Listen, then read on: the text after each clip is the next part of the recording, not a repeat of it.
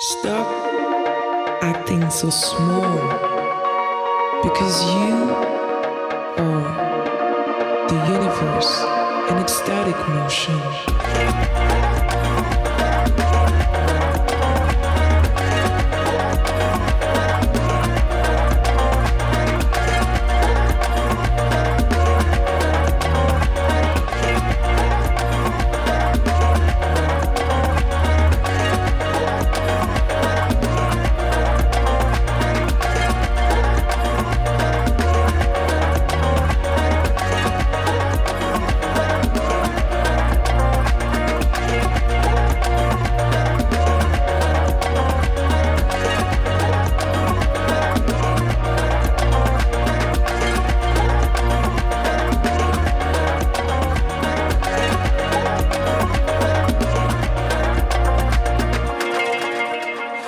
Et j'appelle tout de suite à la table Taoufik Valipuram qui va venir vous présenter cette table ronde.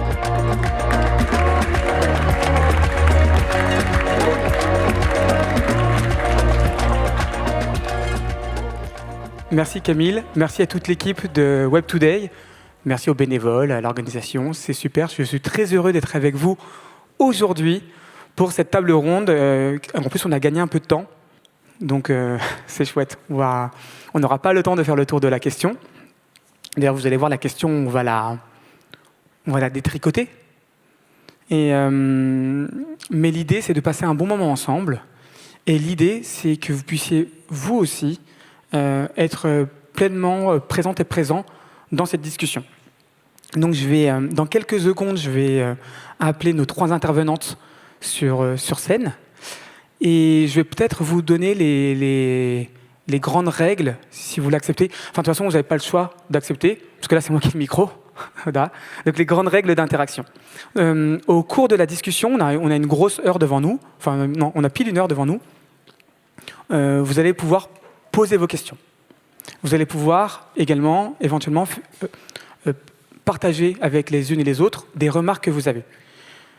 Afin que chacune... Alors, tout le monde ne pourra pas s'exprimer, mais afin que le micro puisse tourner, afin qu'on puisse entendre différentes questions, différents points de vue, ce que je vous demanderai lors de vos prises de parole, c'est autant que possible qu'elles soient précises et courtes. Donc, pas de thérapie collective aujourd'hui sur des questions qui sont liées à est-ce qu'une autre société est-elle possible. Ça, c'est la première chose. La deuxième chose, je vous demanderai d'accepter une règle d'alternance hommes-femmes dans les prises de parole. Je ne vais pas vous expliquer là maintenant pourquoi, je pense que vous savez, et je vais même aller plus loin, et désolé si c'est un choc certain, mais j'accepterai que plusieurs femmes successivement prennent la parole. En revanche, après un homme, c'est une femme qui prend la parole. Et si une femme n'a pas envie de poser une question, on attendra. Voilà, c'est la deuxième règle. Voilà. Je vous mets à l'aise.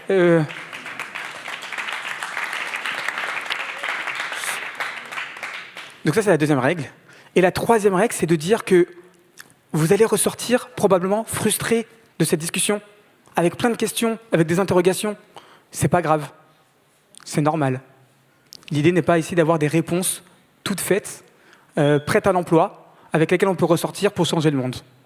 Voilà. L'idée, c'est de pouvoir nourrir des discussions, des questions que nous avons toutes et toutes ici, et que d'autres personnes qui ne sont pas ici ont également. Voilà le cadre que je vous propose d'accepter, enfin, le cadre que je vous demande d'accepter, et vous pouvez pas voter, donc vous n'avez pas le choix. Donc, sans plus attendre, je vais proposer à nos intervenantes, de monter sur scène, et donc je vais les appeler par ordre alphabétique de leur prénom. Inès, bienvenue, merci d'être avec nous.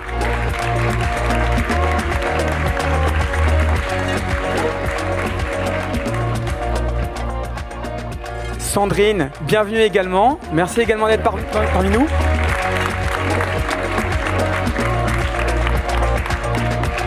Et enfin Timothée, merci beaucoup d'être avec nous. Bienvenue sur scène.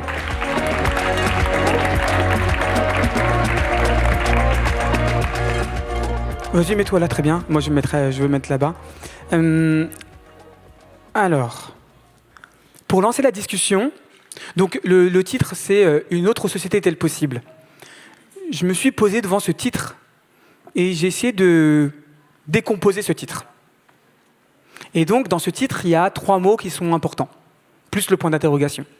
Il y a autre, il y a société et il y a possible. Et dans les milieux dans lesquels j'évolue aujourd'hui, alors ça m'arrive parfois d'être dans des milieux qu'on peut qualifier de conservateurs. Donc eux ne se posent pas la question de si une autre société est-elle possible. Ils ont plutôt envie de maintenir la société telle qu'elle est actuellement, ça leur va bien. Mais dans la plupart des milieux qu'on qualifie d'écolo-bobos, de progressistes ou autres, se pose toujours cette question de l'autre, l'altérité, l'alternative. C'est un terme qui revient souvent. Et souvent, je me pose la question de pourquoi, qu'est-ce qui fait qu'on cherche à définir, comment on définit autre ? Ça veut dire quoi, autre ? Par rapport à quoi ? Par rapport à qui ? Le deuxième terme de cette phrase, c'est société. Donc, je ne vais pas vous faire un cours de sociologie, parce que déjà, je ne suis pas sociologue, mais on a un sociologue en France qui est décédé, qui s'appelle Pierre Bourdieu, qui a beaucoup réfléchi sur la question. Pierre Bourdieu ne parlait pas de société, il parlait d'espace social. Et dans un espace social, on occupe différentes positions. Et ces positions elles sont caractérisées par tout un tas de critères, qui sont notamment les différentes formes de capital qu'il a définies. Ce qui veut dire, en fait, en tout cas, à vos souhaits, ce qui veut dire, en fait, Pierre Bourdieu, il n'aimait pas parler de société. C'est quoi une société ? Voilà, la société. Un autre sociologue, Bernard Lahire, préfère dire qu'il y a différents mondes. Il y a une société, il y a différents mondes. Et en fait, les femmes et les hommes, les enfants, naissent dans différents mondes. Des mondes qui ne se côtoient pas. Et donc, je me suis posé la question, ok, donc on décompose ce mot « autre », on pose la question. Il y a ce mot « société » également. Finalement, ça veut dire quoi, la société ? On a souvent tendance à l'utiliser de la même manière que les hommes et les femmes politiques, enfin plutôt les hommes, disent les Français aiment. Bon, ça ne veut rien dire, les Français. Et puis, troisième terme, possible. Ça veut dire quoi, possible ? Possible, ça veut dire que c'est pas encore là, c'est là. Qu'est-ce que ça veut dire ? C'est ces questions qui m'ont... En tout cas, c'est les questions que je me suis posées en essayant de me dire comment je vais amener nos 3 intervenantes à prendre la parole aujourd'hui. Et puis, ce matin, au petit déjeuner avec une amie nantaise, elle m'a cité une phrase de Paul Éluard. Est-ce que certaines et certains ici voient la phrase dont je veux parler ? Non ? Ok. Je vais la lire vraiment parce que je suis incapable de répéter par cœur même des phrases qui font 6 mots. Donc cette phrase de Paul Éluard, qui est tirée d'un de ses poèmes, c'est « Il y a un autre monde, virgule, mais il est dans celui-ci. » Il y a un autre monde, mais il est dans celui-ci. Il était 9h40 ce matin quand elle m'a parlé de cette phrase. Donc, je n'ai pas pu faire de grandes recherches sur cette phrase. Toutefois, et je vous invite à regarder, en cherchant cette phrase sur DuckDuckGo, qui est un moteur de recherche alternatif, je suis tombé sur un texte de recherche qui s'intéresse à l'écologisme chez les Quakers. Voilà. Donc, disant qu'en fait, les Quakers avaient déjà une vision écologiste de la société. Bref, je m'arrête là pour mon introduction, mais voilà le cheminement par lequel je suis passé en me disant comment on va faire interagir nos 3 intervenantes avec vous.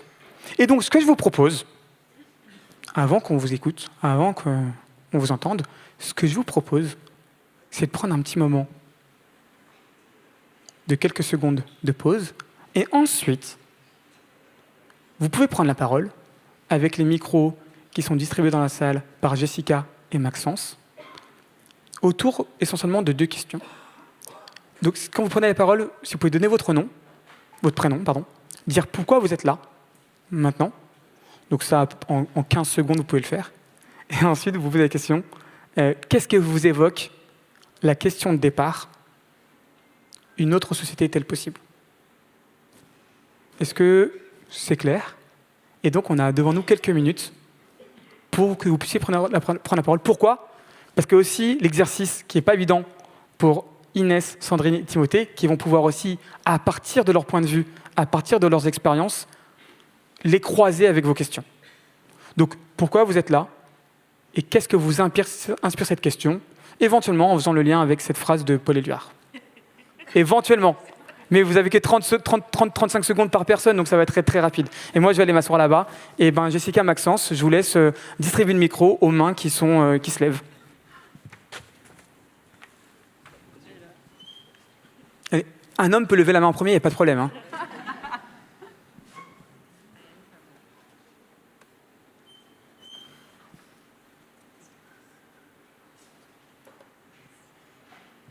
Bonjour à tous. Je m'appelle Anne. Je suis là parce que je suis fan de Timothée et Sandrine. Et je ne connais pas Inès, mais je vais être fan très bientôt, je sens. Moi, ce que ça m'évoque, surtout suite à la conférence d'hier de Timothée sur la décroissance, c'est finalement qu'est-ce qui peut rendre cet autre monde possible. Comment on peut enclencher le mouvement vers cette autre société. Merci Anne.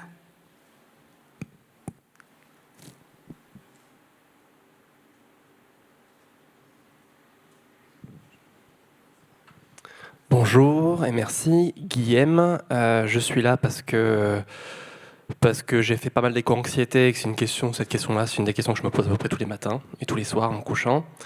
Et ce que ça m'évoque, moi, c'est on est Web Today aujourd'hui, on nous annonce des choses 2030, etc., en termes de technologie, etc., qui sont un petit peu près aux antagonismes de ce qu'on nous annonce dans d'autres milieux. Qu'est-ce qu'il y a dans tout ça est souhaitable pour la société qu'on veut construire demain?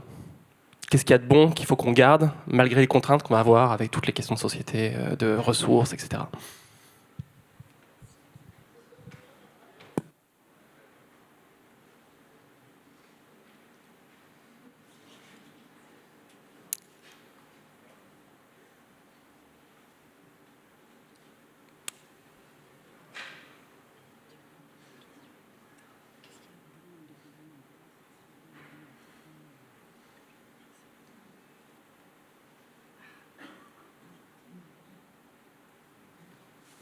Jessica, au fond, il y a une main qui s'est levée.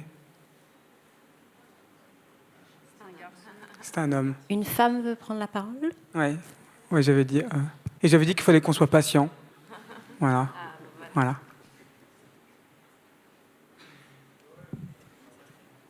Merci. Bonjour à tous les trois et à tout le monde. Moi, c'est Morgane.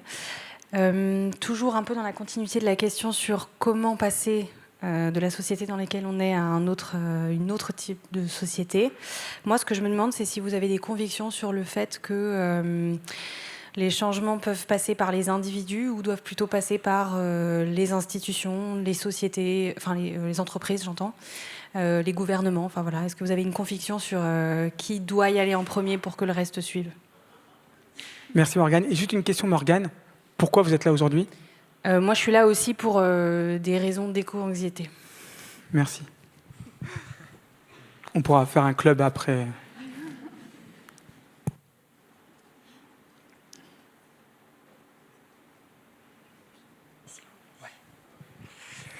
Bonjour, moi c'est Grégory. Je suis là aujourd'hui, je ne sais pas trop pourquoi, mais le titre m'a interpellé. Et du coup, pour rebondir sur Paul Éluard, je dirais qu'effectivement, l'autre société est déjà là. Nous sommes déjà nombreux. Je fais partie d'un collectif qui lutte contre des projets écocides. Nous sommes plutôt nombreux, mais nous sommes assez invisibilisés. Et nous sommes obligés de lutter de plus en plus radicalement pour réussir à faire entendre cet autre monde. Et on a besoin que tout le monde vienne nous rejoindre et ne reste pas dans son monde numérique, fantasmé, métaverse et compagnie. La réalité est sur le terrain et il faut venir nous voir. Voilà. Merci. Merci beaucoup. Et on va prendre une dernière question pour... On va prendre... Bon, allez-y, on va prendre 3-4 questions. On a le temps. Puis après, vous allez pouvoir réagir. Bonjour Anne-Marie. Moi, dans cette question, le sujet qui m'interpelle, c'est le autre. Parce que j'ai la conviction que la société, elle change chaque jour, que celle d'aujourd'hui n'est pas celle de hier, n'est pas la même que demain. C'est un objet protéiforme qui est en continuelle évolution et qui s'adapte effectivement à un certain nombre de contraintes. Alors, peut-être pas à la vitesse qu'on souhaite, mais... Donc c'est pour ça le autre, c'est très manichéen pour moi.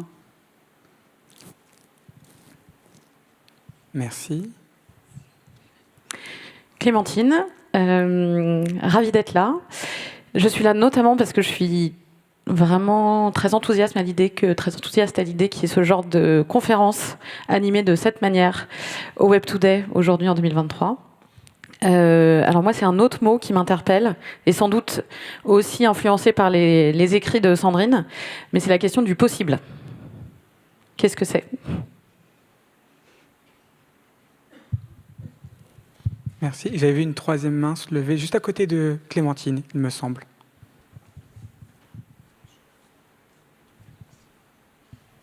Et on va prendre une dernière question, j'ai vu là-bas, et après, il y aura d'autres temps. Promis. Sinon, ça va faire beaucoup. Bonjour, je m'appelle Irène. Je suis là parce que ça m'intéresse comme sujet en général. On n'a pas vraiment défini qu'est-ce que c'était que cette autre société qu'on voulait, mais on est au Web Today et du coup, je me demandais la place du digital dans cette autre société et l'avenir de ce métier qui est très consommateur d'énergie et comment est-ce qu'on peut peut-être continuer à le faire évoluer et est-ce qu'il a sa place dans cet autre monde. Merci beaucoup. Ce que je vous propose... Ah, vas-y. Bonjour Camille. Je travaille dans une grosse multinationale et pour aller vers une autre société, donc, que j'imagine soutenable écologiquement, juste socialement, décidée démocratiquement et pour le bien-être de tous et toutes, comment est-ce que je fais ? Est-ce que je reste dans cette grosse boîte ou... Enfin voilà, si on veut déserter une certaine forme de société capitaliste, est-ce qu'on reste, on fait changer ou on fuit tout de suite pour autre chose? Voilà. Ça rejoint quelques autres questions avant. Merci Camille. Merci pour vos questions, vos remarques. Et je propose de vous laisser le temps de la réflexion et de la prise de parole dans l'ordre que vous le souhaitez. Sandrine, si tu veux y aller, tu peux commencer, ou Timothée. Ouais, je sais, je côté par... Il y avait une question pour toi, Sandrine, enfin pour toi, pour vous, mais sur ça veut dire quoi possible ? Est-ce que tu veux commencer ? Possible. Alors là, pour le coup, c'est l'ouverture des possibles. Donc là, je ne suis pas encore très très chaude. C'est là, du coup, c'est la question. J'ai bien envie de répondre à la dernière, en fait, et qui rejoint l'éco-anxiété. Parce que je crois que sur les possibles, on a tous des choses à dire. Sur cette question de est-ce que je reste ? Vrai sujet. Moi, je suis tombée en éco-anxiété il y a 23 ans maintenant. Et on vit très bien avec. En fait, c'est une éco-conscience. C'est-à-dire qu'on est simplement... Et il faut traverser cette peur-là. Et il faut l'honorer. Et dès qu'on est dans l'action, on est déjà moins dans l'anxiété. Et surtout, dans l'action, comme le disait monsieur tout à l'heure, on retrouve ses alliés. Que ce soit des alliés de désobéissance, que ce soit des alliés qui se posent des questions de leur multinationale. Et on se sent moins seul. Et en fait, le sujet, il faut vraiment le poser. Je dis pas que j'ai la solution, enfin, que c'est toujours la même solution. Mais moi, ce que je crois, c'est qu'il y a des endroits où on pense changer le monde et on est en train de créer des perfusions au monde d'hier. C'est-à-dire qu'on fait en sorte de le maintenir en place. C'est ce que j'appelle la différence entre inventer l'ampoule et faire des bougies vertes. Tu n'inventes pas l'ampoule si tu pars de ce qui se passe aujourd'hui et que simplement tu fais un petit peu vert. L'ampoule, elle ne va jamais émerger. Parce que les règles du jeu d'aujourd'hui, elles sont faites pour le monde d'hier.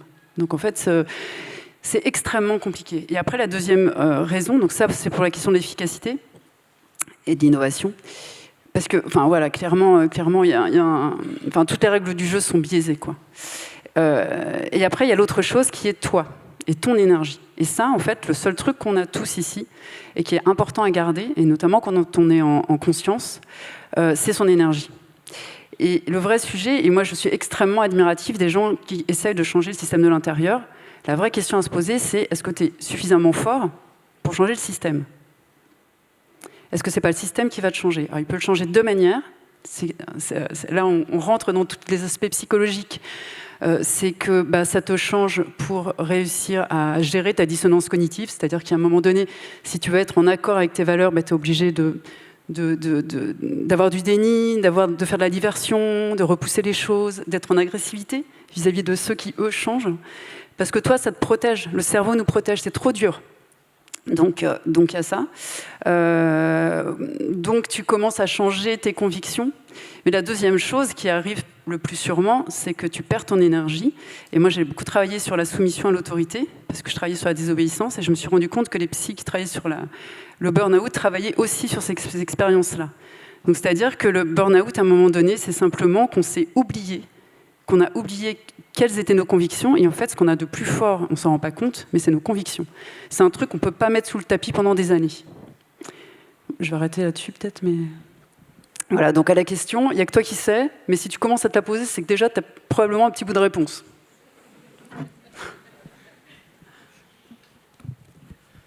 Mais moi, ça m'a fait réfléchir un petit peu cette idée d'une autre société. Donc c'est vrai que je suis assez d'accord que la société dans laquelle on vit, elle est pas homogène, c'est-à-dire elle contient les graines de toute autre société possible d'une certaine manière, et on les voit aujourd'hui dans des petites initiatives qui nagent contre le courant. Et j'ai beaucoup aimé l'un d'entre vous qui a parlé d'invisibilisation. C'est exactement ça. Moi, dans ma thèse, je reprends ce cadre théorique de l'idéologie et de l'utopie, en fait, qui sont en essence exactement la même chose. Une ontologie et un ethos, mais l'idéologie, c'est un système d'idées dominant. Donc, dans ce sens-là, c'est le status quo. Alors que l'utopie, c'est un autre système d'idées qui est moléculairement, au niveau des idées, la même chose, mais socialement, il est tellement minoritaire qu'il paraît blasphématoire. Croissance, c'est l'idéologie aujourd'hui. Vous n'avez pas besoin de convaincre les gens que la croissance, c'est bien. Vous le dites, ça suffit. Décroissance, utopie. Mais on voit bien que c'est une question de tension minoritaire-majoritaire. On pourrait très bien habiter dans une société où la croissance serait minoritaire. D'ailleurs, dans l'histoire des grandes idées économiques, le néolibéralisme, qui est aujourd'hui l'idéologie, à l'époque, était une utopie avec des penseurs qui se donnaient rendez-vous dans des montagnes ultra paumées pour se poser la question comment est-ce qu'on arrive à devenir majoritaire. Donc il y a des renversements, mais je voulais, moi, passer, parce que c'est quand même un petit peu le cœur de mes travaux, de société, à se dire aussi le rôle de l'économie dans tout ça. Et quand je vous entendais parler, j'ai dessiné un petit distributeur, comme les distributeurs dans la rue, là, vous mettez une pièce pour avoir des trucs. En fait, dans ce distributeur, c'est là qu'on a tous les projets des sociétés possibles. On arrive à les imaginer assez facilement. Mais il y a un processus de filtrage, de rationnement des sociétés possibles effectué par l'économisme. C'est-à-dire ça, oui, bien sûr, un héritage pour tous, oui, bien sûr, des prix contrôlés des logements, oui, bien sûr, un revenu de base, oui, bien sûr, ce que vous voulez. Mais, et là, le mais est toujours un argument économique. Et donc, moi, c'est ce point d'étranglement qui m'intéresse beaucoup. Il y en a qui parlent de la fin de l'histoire, il y en a qui parlent du « there is no alternative », il n'y a pas d'alternative. Et j'ai l'impression que l'économie, elle a cassé la fabrique des imaginaires, et que justement, aujourd'hui, si on veut pouvoir éduquer notre désir pour des sociétés alternatives, et pas seulement juste l'éduquer, mais aussi lancer des processus de prophétie autoréalisatrice, c'est-à-dire éduquer notre désir pour quelque chose, mais y croire vraiment collectivement, on doit passer comme dans un jeu vidéo, le boss de l'économiste qui est là avec son tableau Excel et qui arrive et qui nous dit « Non, vos rêves ne sont pas possibles parce que traité de Maastricht, parce que inflation, parce que pouvoir d'achat, parce que je ne sais quoi. » Alors qu'en fait, bien sûr, ces arguments n'ont aucune autorité divine. C'est pas des lois... elles n'ont rien à voir avec la possibilité. Ce sera mon dernier commentaire. Enfin, moi, en tant qu'économiste écologique, quand j'entends « possible », instinctivement, je me dis quelque chose de possible, c'est quelque chose qui ne va pas à l'encontre des lois de la physique et des lois de la biologie. On commence là. Après, quand on arrive dans la sphère des activités humaines, on peut parler de désirable, d'acceptable, de plausible, de viable, de toutes ces choses-là. L'économie, elle a à voir avec ça. Et c'est justement aujourd'hui, je pense, le paradoxe du présent. C'est-à-dire que nous vivons dans une société avec une économie qui, sur le papier, et on est en train de se rendre compte en réalité, est impossible. Et nous utilisons cet état d'impossibilité pour bloquer des projets de société qui seraient possibles dans le sens biophysique du terme, c'est-à-dire soutenables. Merci Timothée. Inès, avant que tu prennes le micro, Ça fait 2 hommes qui parlent là. Tout à fait. T'as raison. On fait comment? On fait comment? Bah, tu vas. Je rigole, vas-y. Je voulais parler d'une femme. Je voulais parler d'une femme qui s'appelle Joëlle Zask. Je ne sais pas si ce nom vous dit quelque chose, Joëlle et Zask. Joëlle Zask, elle est philosophe. Et j'ai eu un immense plaisir d'animer une table ronde avec elle il y a quelques années sur la question à propos de tout ce qui se passe autour de l'alimentation aujourd'hui. Donc c'était en 2017. Donc l'alimentation saine et responsable, les tiers-lieux nourriciers, l'agriculture bio, les vins de nature, les jardins partagés, etc. Et on faisait le constat que si on prenait de manière isolée, chacune de ces dynamiques, elle pesait pas grand-chose dans notre monde. Et que, toutes seules, elles étaient bien incapables de pouvoir renverser la table. Mais ce que Joëlle disait, et elle a écrit un bouquin qui s'appelle « De la démocratie au champ », elle soutient le fait que les territoires ruraux sont des endroits où on a vu naître des dynamiques de démocratie très importantes.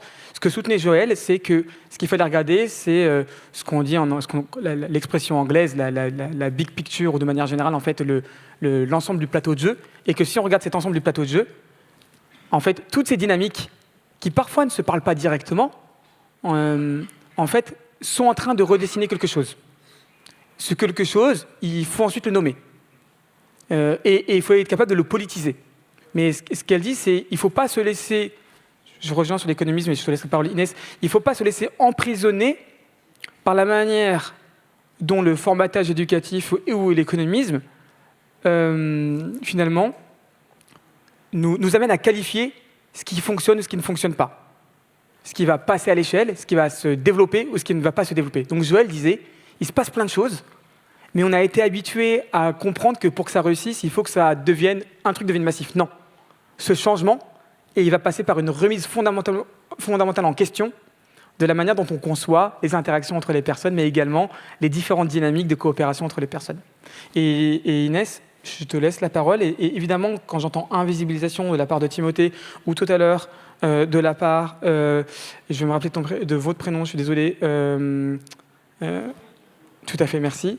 Je pense que ça fait écho, invisibilisation et nouveau récit, à des choses que tu constates tous les jours.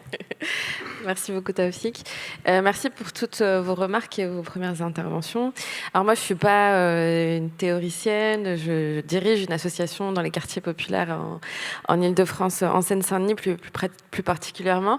Et du coup, moi, je vais plutôt réagir avec des exemples de choses qu'on a essayé de faire et de ce que moi j'ai compris de par la pratique. Il y a plusieurs effectivement choses qui m'ont beaucoup interpellée. La question de l'invisibilisation, c'est quelque chose qui est vrai sur à plein de niveaux. C'est-à-dire que l'être humain, il a du mal à se représenter des choses qu'il n'a pas vues, qu'il n'a pas entendues, qu'il n'a pas... Voilà, l'imagination a ses limites. Et pour que une autre société existe, il faut d'abord qu'elle existe dans la tête des gens. Et ça passe par plein de choses aujourd'hui, ça passe par des travaux de recherche, ça passe par la culture, par les contenus qu'on crée, les histoires qu'on raconte, les récits en réalité qu'on arrive à produire sur la société qu'on veut voir exister. Et forcément raconter les histoires de gens qui sont invisibles. Et donc c'est les collectifs alternatifs, les collectifs militants, mais aussi une certaine frange de la population qui sont aujourd'hui complètement invisibilisés de tous les récits. C'est-à-dire que même le récit traditionnel de la croissance, de tout ce que vous voulez, il y a des gens qui n'existent pas dans ce récit. Je pense notamment aux jeunes de quartiers populaires, aux personnes racisées, aux personnes issues de l'immigration, qui sont complètement exclues de cet imaginaire collectif qui existe aujourd'hui, dans lequel on a grandi. Et ce que je voulais dire par rapport à ça, c'est qu'effectivement, nous, on s'est rendu compte de ça. Donc, Get Up, c'est une association qui travaille à plus de justice sociale dans les quartiers populaires. Et on a commencé, nous, par naïvement créer des programmes en direction des jeunes pour leur redonner confiance en eux, pour leur permettre de déconstruire les barrières mentales, de développer des compétences, etc. Et en fait, on s'est rendu compte que ces jeunes, par exemple, une fois qu'on les avait formés, on les envoyait en stage dans des entreprises ou dans des milieux qui sont différents de ceux dans lesquels ils ont évolué, et que la réponse des milieux qui les accueillaient était extrêmement violente. C'est-à-dire qu'en fait, nous, on passe 6 mois, 1 an à travailler sur le fait que ce sont des citoyens à part entière, qu'ils sont français avec des identités multiples, etc. Puis ils arrivent en entreprise ou dans d'autres milieux sociaux et ils sont renvoyés à ce que nous, on connaît dans les médias, dans le cinéma, etc., des quartiers populaires. Et donc, on s'est dit, on va créer un média. On va créer un média pour essayer de diffuser d'autres images, d'autres récits, se réapproprier en fait la narration des quartiers populaires par les gens qui vivent les quartiers populaires au quotidien. Et ça, c'est une première chose que je voudrais dire par rapport à la technologie, au digital. C'est vraiment un levier aujourd'hui pour les minorités, pour se réapproprier leur narration. On parle de récits. YouTube, les réseaux sociaux, c'est une démocratisation de la parole publique. Et on a énormément, aujourd'hui, on a toute une génération de gens queer, de gens trans, de gens issus de quartiers, issus de l'immigration, racisés, tous ces termes-là, qui saisissent cet espace digital pour se raconter, pour exister, pour être visibles. Et ça, c'est une première étape pour créer des imaginaires qui les intègrent et donc créer des récits dans lesquels ils vont pouvoir avoir une place. C'est donc une société dans laquelle ils vont pouvoir avoir une place. Et donc nous, c'est ce qu'on a fait. On a créé une web-série qui s'appelle Nos darons, Nos daronnes, qui avait pour objectif en fait de raconter l'histoire de nos parents, donc qui sont dans les quartiers populaires quand même principalement issus de l'immigration, de raconter leur apport à la France, comment ils ont fait de ce pays ce qu'il est aujourd'hui, pour que justement les jeunes générations puissent se sentir héritiers d'une histoire, d'un récit commun où ils ont une place, c'est-à-dire faire partie de la photo de famille. Et une fois qu'on arrive à créer ce récit un peu inclusif, forcément, dans la tête des jeunes, mais aussi dans la tête des autres, on crée de la place dans cette société. Et donc c'est pour ça que pour moi, le récit, c'est un outil extrêmement politique, extrêmement puissant pour faire changer les mentalités et puis créer concrètement plus d'inclusion dans le reste de la société et des projets, rendre un projet commun, un récit commun, et un récit national commun qui laisse de la place à toutes ces personnes-là. Et puis pour répondre à 2 interventions, j'ai pas noté les prénoms malheureusement, j'étais dans le stress de noter les idées. La première chose, c'est qu'il y avait une question autour de est-ce que les impulsions doivent venir des géants, donc des États, des grosses entreprises, ou est-ce qu'on peut encore croire, je crois que c'était vous, aux initiatives individuelles, et est-ce que ça peut avoir un impact? Moi, je pense, peut-être je suis toujours naïve et je ne me suis pas encore assez déconstruite là-dessus, mais je pense qu'on sous-estime le pouvoir qu'on a dans la société. Aujourd'hui, personne n'a demandé à Taoufik de mettre en place cette règle de pas 2 hommes à la suite, créer de l'espace justement pour que les femmes puissent prendre la parole, parce qu'on connaît tous les freins, toutes les barrières mentales qui font que nous, les femmes, on a du mal à prendre de la place dans l'espace public.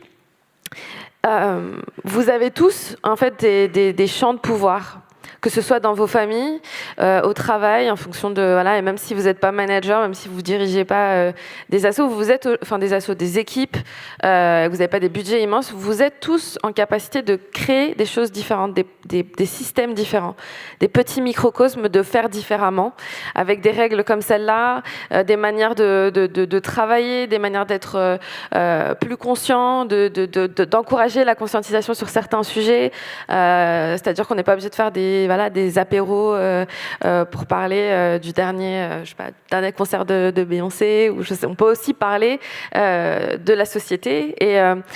Et la dernière chose que je voulais dire par rapport au jeune homme qui est dans une grosse multinationale et qui se pose la question de comment faire pour changer le monde, est-ce qu'il faut rester là-bas ou pas?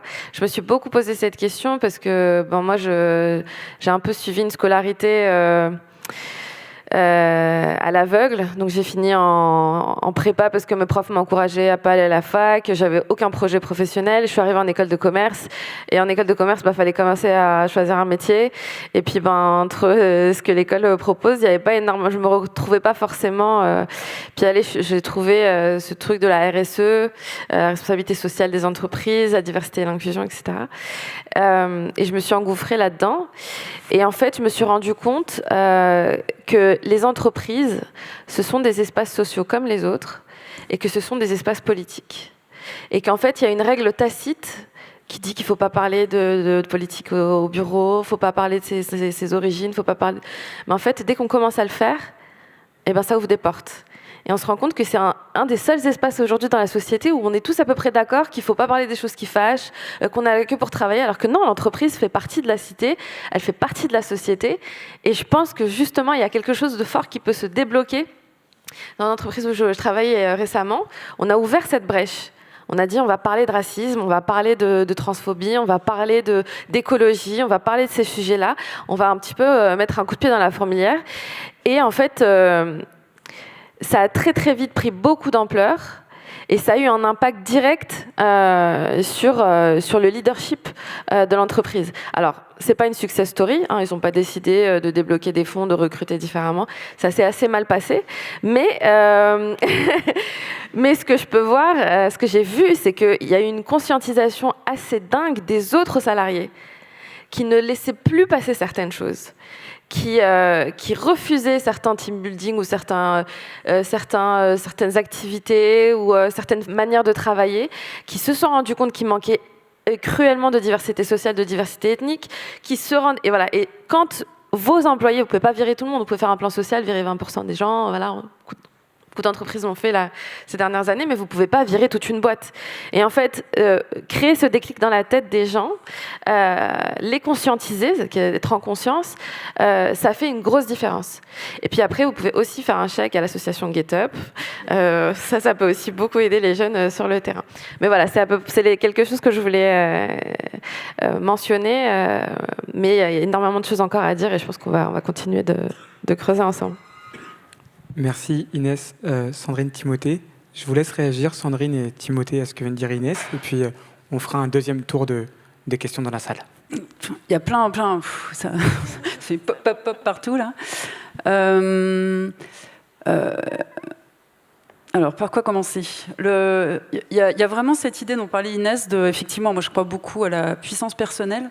Et c'est probablement d'ailleurs, je crois, l'enjeu le plus important aujourd'hui, c'est-à-dire qu'on ne s'autorise plus à croire en nous, mais clairement, on ne s'autorise plus à rêver, on ne s'autorise plus à être radical, on ne s'autorise plus à dire ceci est indigne, on ne s'autorise plus, en fait, il y a une espèce de sidération collective, limite syndrome de Stockholm, et dès que quelqu'un s'autorise, c'est exactement ce que disait Inès, quand elle dit ça ouvre des portes, c'est-à-dire que ça autorise quelqu'un d'autre à prendre sa place. Et à ressentir que sa conviction est légitime, en fait. Et sur la question de est-ce que ça vient des individus ou des grosses structures, quand on regarde l'histoire, ça n'est jamais venu des autorités en place, en fait. C'est toujours venu de minorités, qu'on appelle des minorités, qui sont des minorités actives, qui font débloquer des choses. On a exactement la même chose en innovation.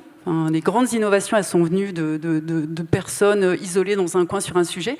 Elles ne sont pas venues du syndicat de tel secteur, pas du tout. C'est toujours une contestation envers son époque. C'est la même chose sur les droits, c'est la même chose sur l'évolution des sociétés. C'est extrêmement compliqué à entendre parce qu'on n'aime pas les contestataires envers leur époque. Donc ça, on en revient aussi à cette dissonance cognitive, c'est-à-dire que si on n'est pas en contestation, ça veut dire qu'on collabore, point d'interrogation. Donc ça vient nous renvoyer des choses qui sont compliquées. En outre, le système est complexe, on a tout à prendre en main. C'est-à-dire qu'il y a la question des quartiers, il y a la question de la reconnaissance des différences, il y a la question de l'écologie, et dans l'écologie, il y a la question des ressources, et il y a la question du climat, et il y a la question du vegan, etc., etc. Et en fait, on n'est pas tous sensibles au même. Donc c'est compliqué de voir les autres se battre pour quelque chose qui, pour nous, n'est pas vital. Mais il faut essayer d'avoir suffisamment d'empathie pour se dire c'est probablement que lui, il a vu quelque chose que je n'ai pas vu. Et donc, je vais le laisser avancer. Et il y a quelque chose qui est très important qu'on observe, c'est qu'en fait, les utopies, parce que les utopies, c'est vraiment ce qui fait changer le monde, c'est ce qui n'existe pas encore, Et puis une fois que ça a été, que c'est réalisé, on oublie que c'est une utopie parce qu'elle n'a plus le droit de s'appeler utopie, mais en fait c'est ça. Et en fait, ces utopies, elles se réalisent en ordre dispersé. Il n'y a pas un plan d'attaque en fait. Une autre société est-elle possible? Oui, c'est sûr. Comment? Voilà, on ne le sait pas. On ne sait pas quel est le pion qui va faire basculer le damier. On reparlait tout à l'heure de la multinationale, ça me fait penser à ça, parce que dans un roman que j'ai écrit, une fiction, j'ai imaginé comment des infiltrés, en fait, dans les multinationales, pouvaient aussi contribuer. Exemple, tu es responsable qualité de je ne sais pas quel secteur, et tu vas tuyauter ceux qui sont vraiment alternatifs pour lui dire tu sais comment tu peux contourner la réglementation qui aujourd'hui est contre toi? Exemple. En fait, il y a plein d'endroits qui... Après, il faut trouver celui qui est en accord avec nous-mêmes. Je ne dis pas qu'il faut être tous des saboteurs. Ceci dit, c'est saboter les saboteurs, en fait. C'est la même chose quand on dit écologie punitive. Non, c'est le monde qui est punitif et l'écologie qui essaye de le remettre un petit peu avec un air respirable, etc. Je m'enflamme. Mais voilà, je crois que vous avez compris. Et dans cette histoire de contestation, il y a vraiment cette notion de s'affranchir. C'est-à-dire qu'il y a un conformisme dont parlait Timothée, qu'on a intégré. Inès parlait de déconstruction et qu'on doit déconstruire. Et ça, c'est extrêmement difficile parce que une construction, justement, c'est quelque chose qu'on a tellement intégré qu'on ne voit pas que c'est une construction. Et qu'on ne voit pas que c'est une norme sociale et culturelle. Et que c'est ce qui fait notre ciment social aussi. Donc c'est extrêmement compliqué de s'attaquer à ça. Et par exemple, l'économie, et ça c'est vrai, c'est-à-dire que moi, la première chose qu'on me disait, c'est « non mais t'es bien gentil, mais économie ». Et en fait, j'ai ouvert une boîte. C'est la question aussi de s'affranchir et d'essayer de questionner tout le temps. Dès lors qu'on nous dit « ceci est un dogme », enfin tu parlais d'idéologie, c'est une idéologie, il faut ouvrir la boîte.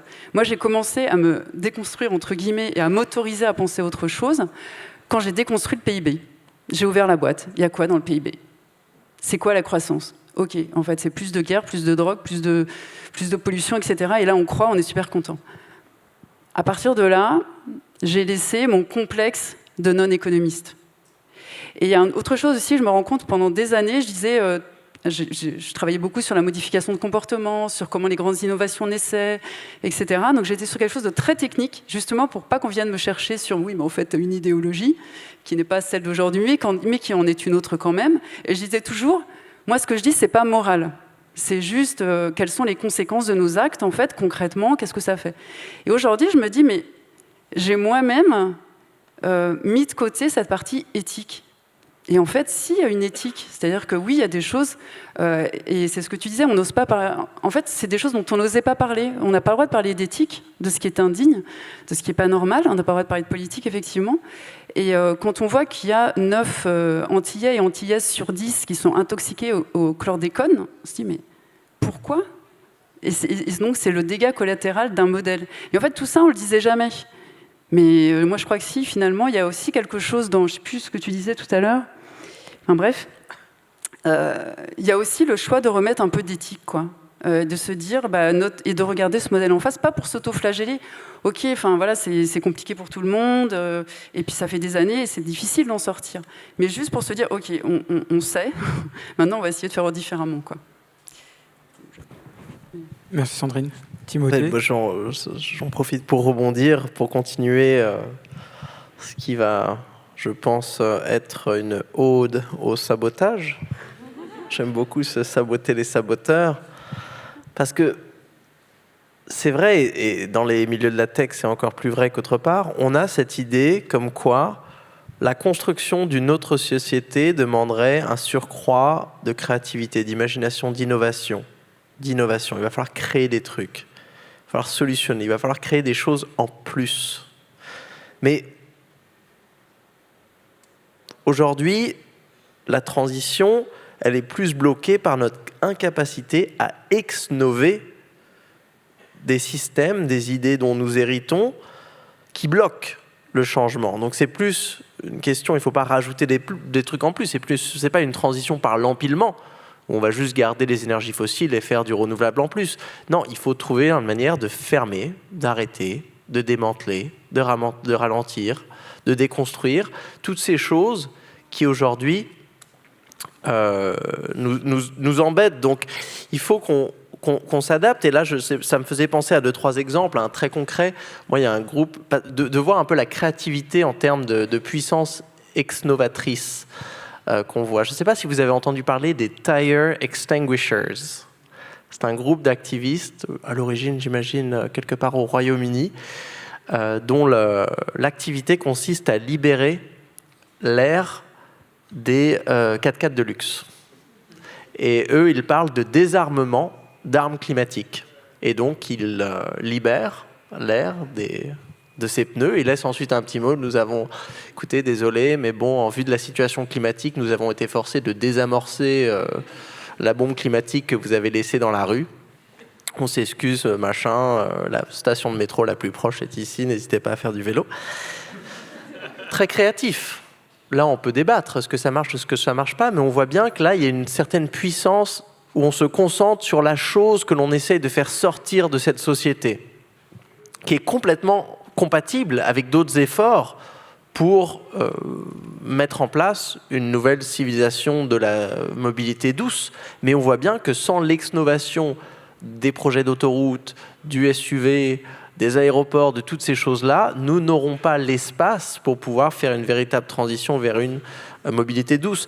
Il y avait aussi ce groupe d'activistes parisiens qui, en faisant du parcours, venaient éteindre les lumières des magasins parisiens la nuit. Là, pareil, aussi, on se concentre sur quelque chose de concret et on vient trouver une solution. Il y a aussi tous les phénomènes de subvertising, donc un petit peu à la casseur de pub, où on fait des fausses pubs, où on détourne des pubs réelles. Donc là aussi, on sabote en fait le système publicitaire. Et moi, ça me rappelle toujours ce qu'on me dit, oui, mais est-ce que c'est pas un petit peu faire marche arrière? Mais si on va dans la mauvaise direction, s'arrêter ou faire marche arrière représente un progrès. Et là, moi, ça me parle beaucoup ce que tu me disais sur cette idée des boîtes. Parce que, donc moi, ça fait 15 ans que je fais de l'économie à l'université, donc je suis le pur produit vraiment des sciences économiques. Et je m'en souviens, dès le début, je pensais que ça faisait un petit peu bullshit leur histoire de théorie de la croissance et tout. Je fais OK. Mais ils me disaient, ouais, fais une licence quand même. Je fais ma licence. Je fais bon, quand même un petit peu bullshit, les gars. Oui, mais fais un master. Je fais un master. Ils me disent, oui, non, mais fais un autre master spécialisé, tu vois. Je fais un autre master spécialisé. Je comprends toujours pas. Je trouve toujours le capitalisme absolument absurde comme système. Ils disent, non, mais t'as pas compris. Fais un doctorat, là, tu vois. Je fais un doctorat, 4 ans plus tard. Je fais, bon, là, quand même, j'ai l'impression d'être arrivé jusqu'au bout. Je veux dire... Et là, je trouve toujours le truc absurde. Et là, en fait, tu te rends compte que la soi-disant défense de ce présent impossible qui nous oppresse était une défense en carton. En fait, là, la transition, du point de vue des imaginaires, c'est un braquage de banque sans sécurité où les coffres sont ouverts. Il n'y a aucune défense. La seule défense qu'ils ont, c'est un truc qu'ils ont caché avec du jargon et d'une soi-disant complexité mathématique pour protéger des hypothèses obsolètes, vraiment que un enfant de 16 ans pourrait débunker à la va-vite. Donc il va falloir, d'une certaine manière, qu'on se donne une confiance en nous collective. Et moi, je vois ça souvent parce que je suis invité et les choses que je raconte, elles sont assez simples. Enfin, j'ai passé beaucoup de temps à l'étudier, oui, j'ai écrit une thèse de 900 pages, mais quand je dis quelque chose d'aussi simple que, oui, quand vous avez une baisse de la demande, une baisse de production dans un certain secteur, et que vous voulez éviter du chômage, vous pouvez réduire le temps de travail pour partager les emplois disponibles. Enfin, ça, tout le monde peut le comprendre. Vous n'avez pas besoin d'être... Et là, les économistes néoclassiques dominants vont vous dire « mais n'importe quoi, c'est qui ce collapso communiste-là qui raconte n'importe quoi, il faut qu'il retourne à l'université, machin ». Bon, une fois que les insultes sont passées, tu passes les arguments, tu regardes les études ou quoi, et en fait, tu te rends compte que oui, le réflexe du sens commun, c'est ce qu'on aurait fait si tous ensemble, là, on était dans une entreprise et on avait 20% moins d'activité là sur l'année et on devrait prendre deux choix, soit on vire 20%, on met 20%, on vire 20% des personnes, soit on se met tous à 80% de temps de travail. Je pense qu'humainement, on aurait pu considérer les deux options. Les économistes, en fait, on a vu, ont fermé des options. Idéologiquement, si on dit ça, ce ne sont plus des options, alors qu'en fait, c'était dès le départ un choix politique. Donc maintenant, ça demande, Cluedo style, un travail de déconstruction qui est phénoménal, qui est absolument contre-productif, parce que si on n'avait pas construit ces prêt-à-penser économiques, on n'aurait pas besoin de les déconstruire. Moi, c'est ce qui m'énerve le plus, parce que j'ai passé 15 ans à faire de l'économie, genre 8 ans à apprendre l'économie, 8 ans à la désapprendre, pour revenir en fait à un stade assez neutre, genre point de départ. Je me dis, ça valait vraiment la peine de passer 15 ans à l'université. Merci Timothée. Ce que je vous propose, parce que je vois l'heure qui tourne, j'ai bien envie de saboter l'organisation et de nous garder plus longtemps, mais j'ai trop de respect pour les organisateurs et les organisatrices de conférences. Ce que je vous propose, c'est de prendre un temps court pour que vous puissiez poser quelques questions. Et donc, je vous demanderai vraiment d'être très court. Je vois les mains qui se lèvent, c'est super. Afin que Inès, Sandrine et Timothée puissent répondre et qu'on se dirige doucement vers la fin de cette conférence, qui sera suivie, pour celles et ceux qui le veulent, mais je le redirai tout à l'heure, d'une discussion là-bas. Donc, il y a une... Maxence... Jessica, il y a une... Ok, je vous ai vu, hein, vous inquiétez pas. Donc là-bas, et puis allez-y. Donc assez court, s'il vous plaît. Bonjour, merci pour la discussion. Thierry, évangéliste, rien à voir avec Dieu, je vous rassure. Ma question c'est, parce que étant papa solo et en m'occupant de ma fille de 4 ans, je me rends compte que l'éducation des enfants, on a tendance à rejeter tout ce que les parents ont fait sous prétexte que c'était mauvais. Est-ce qu'ici, construire une autre société, est-ce qu'on n'est pas en train de faire la même erreur et de construire une société en réaction plutôt que de se dire, ok, c'est la merde, mais tout n'est pas acheté et on ne doit pas jeter le bébé avec l'eau du bain. Est-ce qu'il y a moyen de construire une autre société en gardant cette espèce en ayant le bon sens de se dire, ok, il y a des trucs qui ne marchent pas, il y a des trucs qui marchent, mettons-les sur la table. Merci Thierry. Ouais. J'ai vu. Tac. Il y avait une femme juste derrière, là-bas, Jessica. Ah, vas-y. Ok. Bonjour, Juliette. Moi, j'avais une question pour ramener un peu le sujet, justement. Il y avait des questions sur le monde du digital, etc. Parce qu'on a parlé... Inès nous a dit, justement, que comment le digital ouvrait des possibilités de visibilisation, justement, tout ça. Mais on a des gros problèmes aussi en termes, forcément, de ressources. Et pour pouvoir suivre avec le cloud, les réseaux sociaux, etc., on a besoin forcément d'énormément d'énergie pour soutenir tout ce modèle. Et est-ce que du coup on n'est pas sur une dissonance un peu qui rend ce digital quasiment une injustice sociale, parce que finalement il n'y aura plus que les personnes qui auront accès à cette énergie qui pourront prendre la parole, et comment est-ce qu'on fait pour réussir à naviguer dans tout ce futur un peu flou? Merci. Jessica, j'ai une question de monsieur juste devant. J'ai vu. Hein.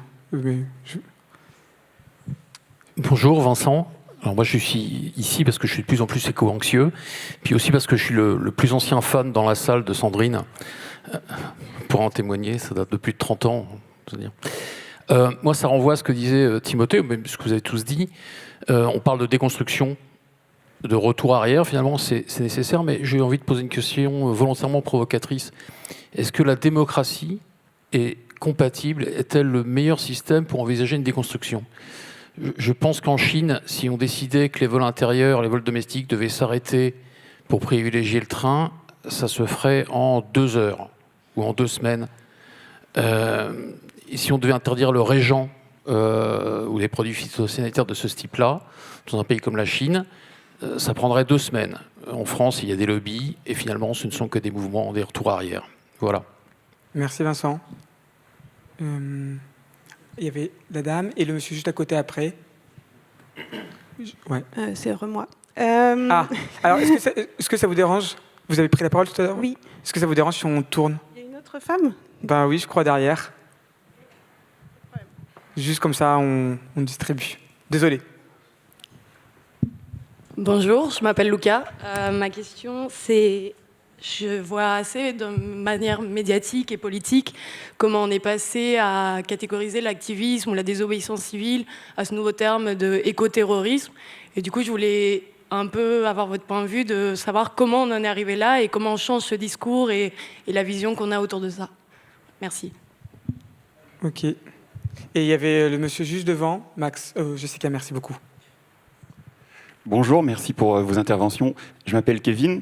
Notre société est-elle possible? En tout cas, elle est absolument nécessaire. On le voit aux urgences écologiques et sociales. Là, il y a eu ces dernières années en France, il y a eu le mouvement des Gilets jaunes et là, plus récemment, la lutte contre la réforme des retraites, qui était en fait un mouvement pour une autre société, avec des millions de personnes dans les rues, une cote de soutien énorme. Et pourtant, c'est parti pour être un échec. Du coup, est-ce que vous avez des idées, des stratégies, des propositions pour la faire advenir, cette société nouvelle? Merci. Et donc, je suis désolé. Merci beaucoup, Kevin. Et donc, je suis désolé, on ne pourra pas prendre plus de questions. Mais je vous avais dit que vous serez frustrés en partant de cette salle. Et on aura d'autres espaces. Je vous laisse répondre tour à tour, si possible de manière courte. Et puis, comme ça, on pourra conclure en étant à peu près dans les temps. Vous avez noté les questions? Vous voulez que je vous les... Ouais, c'est bon, super. Ah, bah vas-y, Timothée, si tu veux y aller. Ou Sandrine. Allez-y. Hein. Rapidement, donc sur le terme écoterrorisme, moi je comprends pas. On peut faire de l'éco-innovation, on peut faire de l'éco-exnovation. Pour moi, c'est de la recherche et développement, tout ça. Hein. C'est pas, dans les entreprises qui font de la R&D pour trouver des inventions et qui brevettent leurs trucs, c'est la même chose. Et là, c'est la société qui fait de la R&D. L'invention du jet de soupe de tomates sur des tableaux, c'est révolutionnaire. Dans l'aspect, c'est génial. C'est de part avec l'iPhone ou l'invention d'Internet. C'est vraiment quelque chose, historiquement, quand on reviendra, on se fera, c'était un coup de génie. Un coup de génie.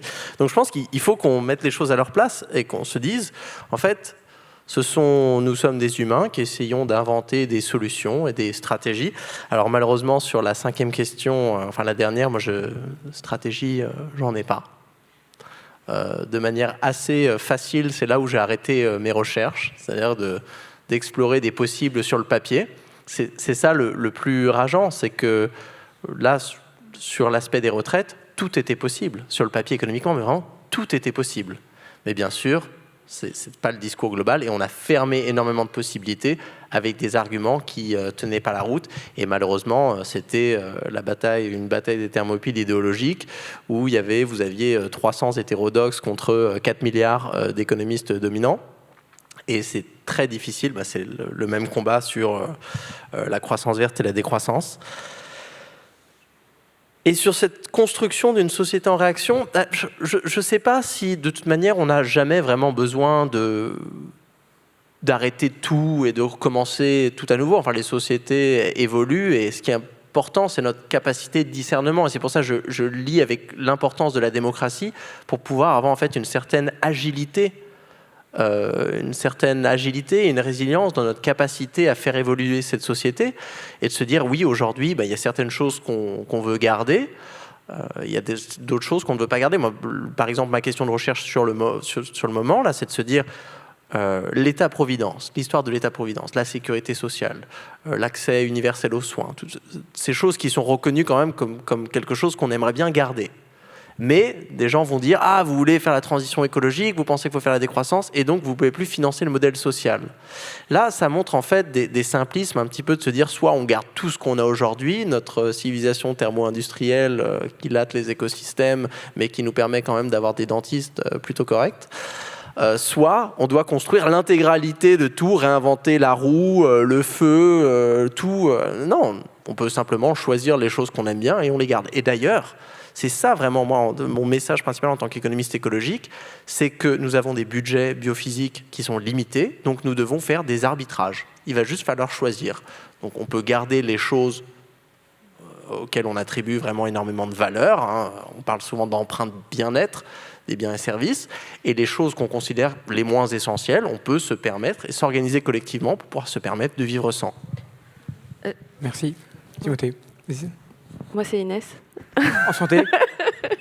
C'est pas Timothée. Ce que je crois comprendre aussi de la question que posait le monsieur au fond sur est-ce qu'on a vraiment besoin de tout refaire, est-ce qu'on n'est pas juste dans l'opposition, et je pense qu'il y a plein de choses on a l'impression parfois qu'il faudrait juste améliorer un petit peu le système, mais qu'en fait, quand on commence à vraiment se poser la question, typiquement la question des retraites, quand on commence à se dire comment on peut faire que le système des retraites soit plus juste, etc., on se rend compte que l'âge légal de la retraite, il y a quand même un certain nombre de Français qui sont déjà morts à cet âge-là. Donc il faut peut-être réfléchir à est-ce qu'il y a un âge pour tout le monde, est-ce qu'on prend en considération les métiers pénibles, du coup on prend en considération les métiers pénibles, est-ce que c'est normal qu'on ait des métiers pénibles? Et en fait, quand on essaye d'améliorer, ça devient très rapidement quelque chose qui va à la racine du système, et on se rend compte, c'est pareil pour l'écologie, aujourd'hui... quand on commence à se dire l'impact du réchauffement climatique sur les humains, parce qu'au final, on s'en fout un peu de la nature. Ce qu'on veut, c'est pouvoir continuer d'exister sur Terre, qu'il y ait des pangolins ou des... voilà, on s'en fiche. On veut pouvoir continuer d'exister en tant que race humaine. C'est ça la réalité des choses. Et quand on regarde aujourd'hui comment l'écologie impacte les gens et comment on veut... Si on veut véritablement préserver la planète, etc., on regarde qui sont les plus impactés. Les gens les plus impactés, c'est les habitants de quartiers populaires, où se concentrent toutes les usines, tous les échangeurs d'autoroutes, etc. C'est les dom-toms, c'est les outre-mer, c'est le chlordécone, etc. Et donc on se dit, mais pourquoi ? Est-ce qu'il n'y a pas une composante raciale là-dedans? Est-ce que ça ne remonte pas à la colonisation? Et ben, donc c'est très rapide, en fait, quand on essaie de changer, d'améliorer un peu, et qu'on se pose des questions, d'arriver un peu à la racine des choses et de se dire, mais en fait, tout est pourri. Et voilà, je pense que c'est un peu de là, c'est un peu la frustration qu'il y a souvent chez les gens qui commencent à se déconstruire, qui essayent de creuser les choses. Mais au final, je pense qu'effectivement, c'est aussi beaucoup de se remettre en question, changer drastiquement les systèmes, mais au final, ça reste quand même des choses qui ne sont pas impossibles. Et du coup, je voulais répondre aussi au monsieur sur la question de est-ce que pour faire avancer les choses, ou en tout cas sur la question de l'écologie, est-ce qu'il ne faudrait pas passer sur un modèle de dictature? Vous avez la réponse derrière. On a Emmanuel Macron qui fait passer des lois en force. Ça ne veut pas forcément dire que c'est pour le bien de la société. Donc, je pense que c'était vraiment une question, c'est pas une vraie question, je sais bien que vous ne voulez pas qu'on évolue vers un modèle totalitaire, mais c'est pour dire que la démocratie, en tout cas ces espaces de liberté qu'on a aujourd'hui, c'est fondamental, il faut les préserver, parce que c'est la seule manière de faire avancer le débat, parce que moi, de faire avancer les choses, parce que moi personnellement, je redis encore que je crois beaucoup dans la capacité de tous les citoyens, de tous les travailleurs, tous les collaborateurs des grosses entreprises, d'être assez, de devenir un poil à gratter, tellement comment dirais-je, de créer tellement de friction et remettre en question les choses pour que, au final, plus personne, qu'il y ait des discours qui n'existent plus, qu'il y ait des méthodes qui n'existent plus, de remettre en question tout ça. Et je me suis un petit peu perdue là-dessus parce que je voulais dire quelque chose de très précis et je me souviens pas. Et on a dépassé le temps. Attends, je vais m'en souvenir. Ah. C'est pas très grave, il y a le temps d'après. Enfin bref. Mais je voudrais aussi laisser la parole à... Si je me souviens, je reprendrai la parole, mais vas-y, je te laisse parler. Du coup, il y a plein de trucs. Encore une fois, juste pour rebondir sur ce que disait Inès, moi j'ai travaillé dernièrement justement sur le lien entre tous les enjeux qu'on a aujourd'hui de racisme, etc., de violence faites aux femmes, faites aux enfants, etc., d'écologie, et on se rend compte que c'est les mêmes racines. Ce qui est plutôt une bonne nouvelle, parce qu'en fait, ça veut dire que si on renverse l'idéologie qu'il y a derrière et les comportements qu'il y a derrière, on règle tous les enjeux. Donc en fait, oui, ça paraît un peu immense, mais c'est aussi plutôt une bonne nouvelle. On prend pas des heures de ce truc. Sur la question de la démocratie, démocratie, c'est pas un label, en fait. On a l'impression que c'est un label. Ça y est, on l'a, on est démocrate. Sauf qu'en fait, l'insurrection est dans la Déclaration des droits de l'homme et la démocratie est une persévérance. Moi, pour répondre à la petite... je vais faire une petite pub, on va le dire. En fait, je me suis posé cette question-là et pour mon roman d'anticipation, je me suis dit, OK, en fait, on va donner tout pouvoir à une intelligence artificielle. Si on lui met tout dans la machine, en fait, tous les faits techniques, elle va prendre les bonnes décisions à notre place. Mais en fait, tout le roman, c'est de se dire comment est-ce qu'on récupère le pouvoir, parce qu'il est hors de question de se satisfaire de ça. Donc, où est notre très-humanité ? qu'est-ce qu'on a de plus que la machine qui fait qu'on est capable. Donc voilà, ça c'était juste pour les petits trucs. Sur l'écoterrorisme, ça m'intéresse parce que c'est pareil, vous trouverez un article de blog dans lequel je parle de ce truc-là, parce que c'est quelque chose qui n'est pas nouveau, qui est fondamentalement politique, qui est né aux États-Unis, voilà, et qui met en place aussi un système de restriction, c'est-à-dire que ça nous met dans la case du terrorisme, et donc on est soumis aux mêmes lois. Donc c'est pas anodin, et c'est la question du vocabulaire, et il ne vous aura pas échappé par qui il est utilisé en ce moment. Donc voilà. Et la question du récit, on n'en a pas parlé, je sais qu'Inès aussi est très sensible à ce sujet-là. Là, on a un vrai sujet. Moi, pendant très longtemps, je disais non, mais il faut agir, il faut changer, etc., etc. Et quand on me disait oui, il faut changer le récit, je disais bon, bah, ça va, quoi. Enfin, tu vois, on va pas changer le paquet cadeau, voilà. Et puis, je me suis rendu compte, alors notamment quand j'ai commencé à travailler sur l'utopie, qui était une vision assez radicale, que j'essayais d'expliquer, et je me suis retrouvée sur antidéprime.com, en parlant des 58 000 morts par pollution par an en France. Enfin, donc je me suis dit, tiens, et donc effectivement, j'avais changé un peu le récit. Et cette histoire de récit, elle est fondamentale. Alors d'abord sur l'histoire de l'utopie, parce que ça répond à la question d'est-ce qu'on doit partir d'aujourd'hui. L'utopie, c'est vraiment ça la différence. C'est-à-dire que l'utopie, on part de demain. Qu'est-ce qu'on veut faire? Qu'est-ce qu'on veut mettre en place comme société, comme monde? Et on part de ça. Ça, c'est le cap. Et après, pour y arriver, c'est open bar. Tout est possible. On est pragmatique dans les moyens. Ce qui n'est pas négociable, c'est le cap. C'est qu'est-ce qu'on veut exactement. On ne va pas aller négocier sur le nombre de morts par pollution de l'air. On ne va pas se dire on va faire moins 15% de particules fines et ça va suffire. Parce que ça veut dire qu'on s'autorise des morts. Donc ça, c'est pas jouable.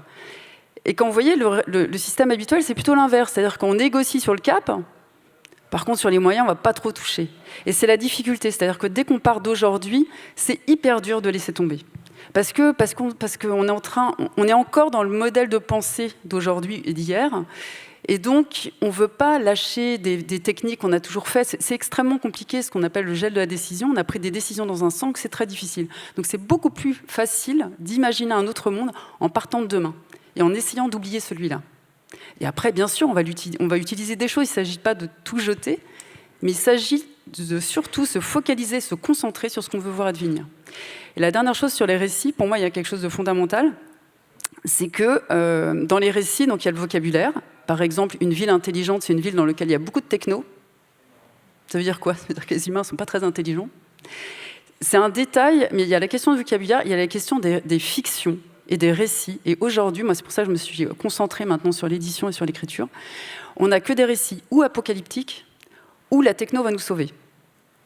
Et toujours avec la culture de l'argent, toujours avec la culture des héros cyniques, quand même des grands méchants qui finissent quand même un peu toujours par gagner. Je ne dis pas qu'il n'y a que ça, mais il y a beaucoup ça. Et donc c'est un sabotage en règle de la foi en l'humanité et de la foi dans la puissance personnelle. Et là, on a un vrai besoin aujourd'hui de produire des récits qui soient positifs. Ça ne veut pas dire qu'ils sont bisounours, hein, ils sont très lucides, mais simplement qu'ils nous ouvrent des possibles. On n'est pas en train d'imposer de nouveaux récits, mais en train de dire qu'il y en a d'autres qui sont possibles si on s'en saisit. Et ça, c'est important parce que, on le disait tout à l'heure, il faut qu'on imagine. Quand on dit c'est possible, il faut qu'on imagine. Et imaginer, c'est des images. Et quand vous lisez, quand vous voyez, enfin, encore plus quand vous lisez, c'est vous qui créez des images, c'est vous qui êtes en train de créer ce monde de demain. Je m'arrête. Merci Sandrine. Inès, tu voulais te rappeler? J'ai trouvé, voilà, je suis très heureuse. Ce que je voulais dire, effectivement, c'est aujourd'hui, et je vais être très rapide, on a donc des espaces démocratiques où on a des champs, en fait, des possibles, des champs d'action qui sont extrêmement larges. Et je pense que ce que je voudrais vraiment dire aujourd'hui, c'est il y a un écosystème du changement social qu'il faut vraiment apprendre à creuser. Chacun a un rôle différent dans la création d'une autre société, d'une société plus juste, d'une société plus durable, etc.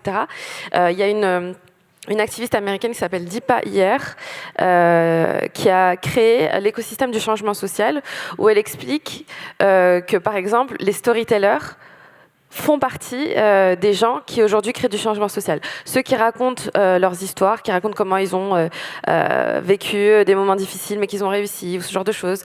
Ceux qui sont dans l'urgence, ceux qui vont faire des maraudes par exemple, ceux qui vont répondre à l'urgence sociale ou humanitaire, etc. Ils font partie du changement social parce qu'on pourrait dire qu'ils contribuent à maintenir un espèce d'ordre établi ou il y a plein d'ONG qui font de l'humanitaire, donc ça veut dire que c'est normal qu'il y ait la guerre. Et en fait, il faudrait non, et voilà. Mais non, mais ces gens-là font partie du changement social. Les gens qui innovent, les gens qui disruptent, les gens qui exposent. Et en fait, voilà. Et je pense que pour répondre à ta question de comment on crée une société plus juste aujourd'hui, c'est de trouver sa place dans cet écosystème-là. Trouver ce qui ne nous épuise pas. Tu disais tout à l'heure, aller en manif, il y a des gens pour qui c'est juste, c'est trop anxiogène, c'est trop violent, on n'est pas tous obligés d'aller en manif. Et donc trouver sa place pour se préserver, pour apporter le meilleur de ses compétences et pour contribuer dans un élan collectif à faire avancer tout ça. Et je pense que ce qui nous manque aujourd'hui beaucoup, c'est d'arrêter d'être dans de la pureté de l'engagement, chacun dans notre côté, mais oui, mais moi j'ai créé une ESS, oui, mais moi j'écris des articles, oui, mais moi je raconte ma vie, et de réussir à comprendre qu'on fait tous partie d'un écosystème et que c'est en travaillant ensemble et en comprenant le rôle de chacun qu'on va vraiment réussir à faire avancer les choses structurellement. Voilà. Je suis contente d'avoir... Merci beaucoup. Je pense qu'on peut vous applaudir.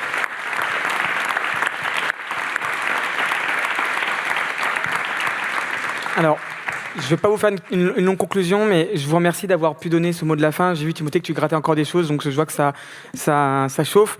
Moi, ce que je retiens, en tout cas, de vos dernières prises de parole avant qu'on conclue, c'est Timothée t'a dit « il va juste falloir choisir ».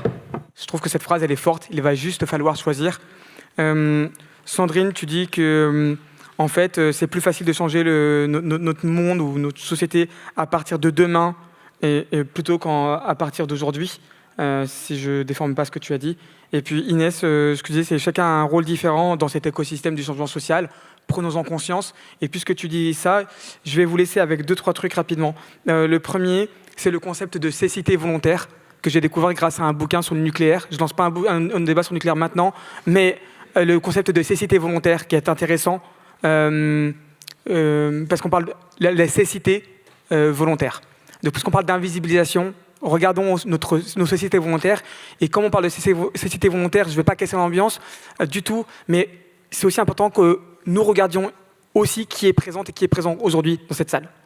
Et notamment sur la question des origines ethno-raciales, on peut voir qu'il y a une endogamie extrêmement forte et on pourrait poser la même question sur l'endogamie sociale, donc en fait sur l'origine sociale ou l'appartenance sociale, parce qu'en fait en France on a beaucoup trop tendance à gommer en fait cette question des classes sociales qui est encore prégnante. Donc moi, c'est ce à quoi je vous invite, et ce à quoi je vous invite, c'est d'être actif là-dessus, d'être en mode autodéfense intellectuelle, de vous poser des questions. Quand je vais dans une conférence, quand je vais dans un endroit, qui parle, qui va prendre la parole, est-ce qu'il y a vraiment cette diversité qu'on prétend vouloir?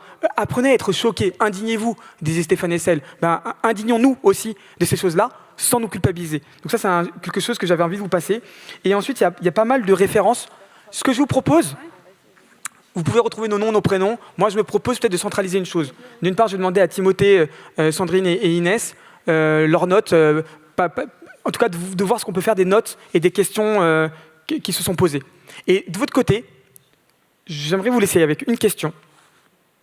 C'est comment est-ce qu'on fait pour maintenir le système actuel? Donc n'hésitez pas, quand vous avez quelques minutes, à lister toutes les choses qu'il faut qu'on garde pour maintenir le système actuel. Donc pas pour une autre société. Comment est-ce qu'on maintient la société? Écrivez-le, écrivez-moi.